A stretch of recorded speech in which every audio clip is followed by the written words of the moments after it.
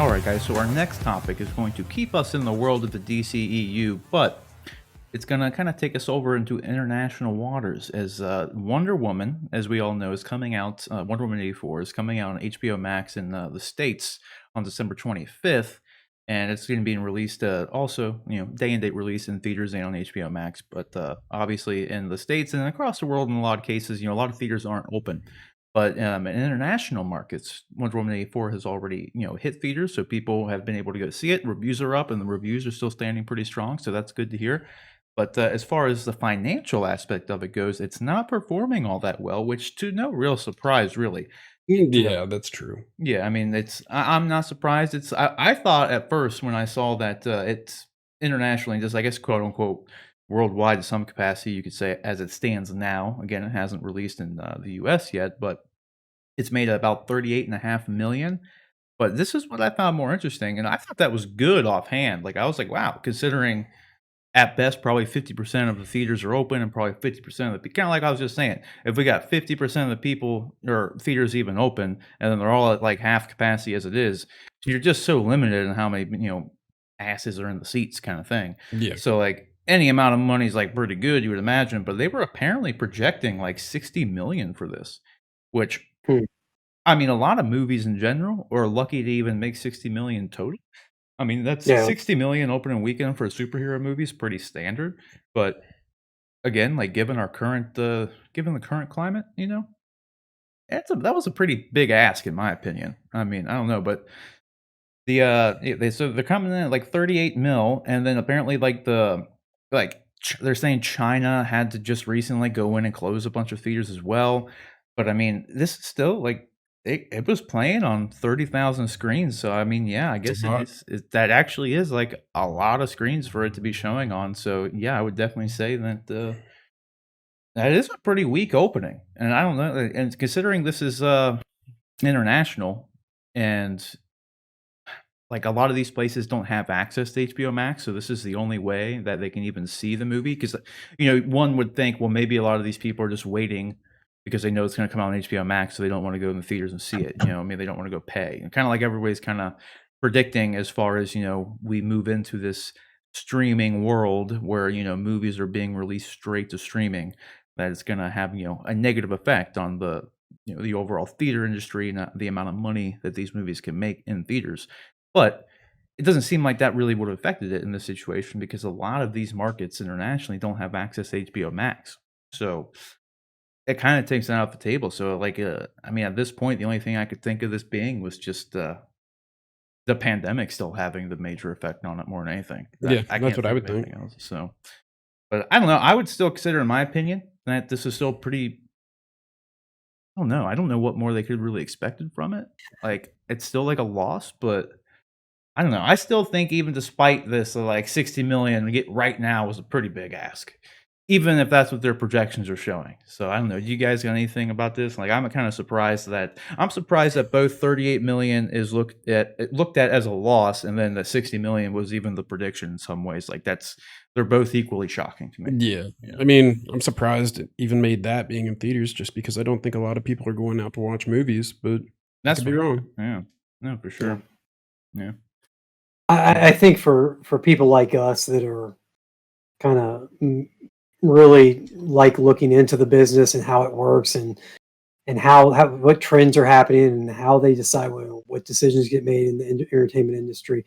We find this stuff pretty interesting and it may be shocking or surprising to us, but ultimately the success of this movie is going to be determined by, and that's how many new subscriptions HBO Max gets off of it.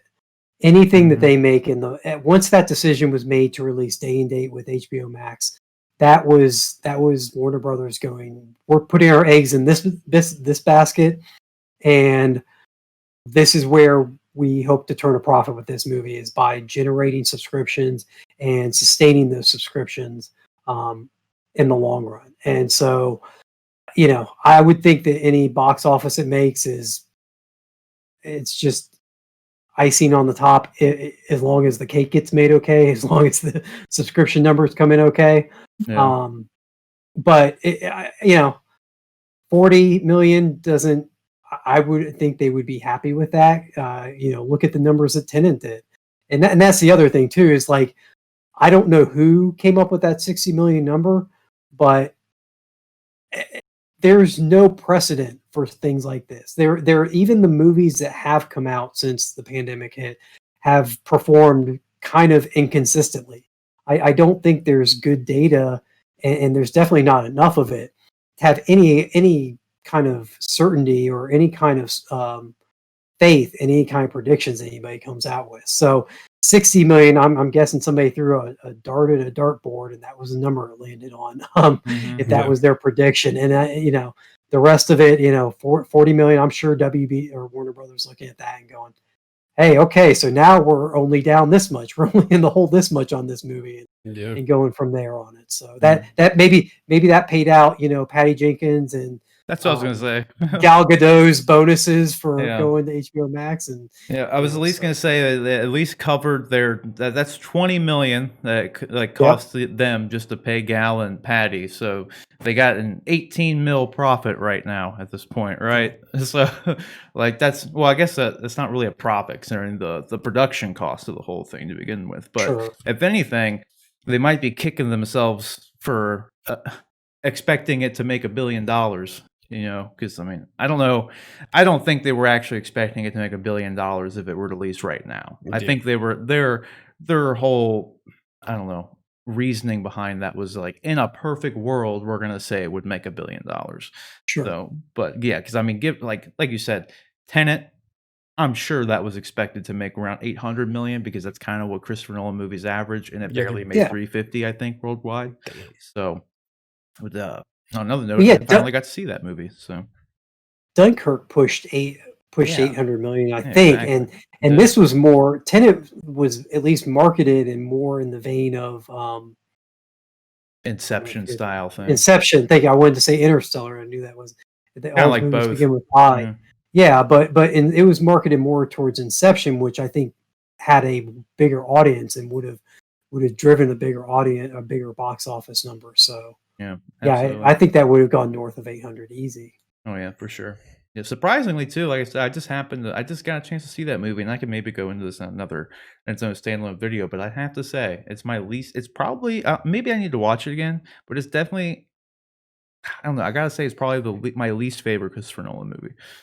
I mean, you gotta watch it again so you can hear what happened, right? No, I watched it with subtitles, and I'm telling you, like, I will say there are scenes, I'm not even kidding, there are scenes that if there weren't subtitles, you wouldn't even know someone was actually talking.